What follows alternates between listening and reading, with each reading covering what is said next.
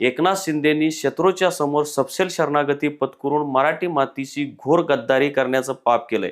एकनाथ शिंदेंसारख्या मराठीद्रोही व्यक्तीला शरद पवार यांच्यासारख्या सुसंस्कृत मान्यवरांनी पुरस्कार देताना टीव्हीवर पाहणं सुद्धा आम्हाला नकोसं वाटत होतं। सरहद संस्थेच्या संजय नाहर यांनी हा दुर्दैवी योग आणायला नको होता। या पुरस्काराच्या निमित्ताने संजय राऊत यांनी एकनाथ शिंदेंवर जी तोफ टाकली ती योग्यच आहे। संजय राऊत हे खरेखुरे व लढवय्ये पत्रकार आहेत। ते खासदार वगैरे आहेत तो नंतरचा भाग, पण आमच्या दृष्टीने ते पत्रकार आहेत। त्यांनी पत्रकारिता धर्म जपला आहे, म्हणूनच आमच्यासारख्या छोट्या पत्रकारालाही संजय राऊत यांच्याविषयीचा अभिमान वाटतो व एकनाथ शिंदेंच्या गद्दारीबद्दल लाजही वाटते।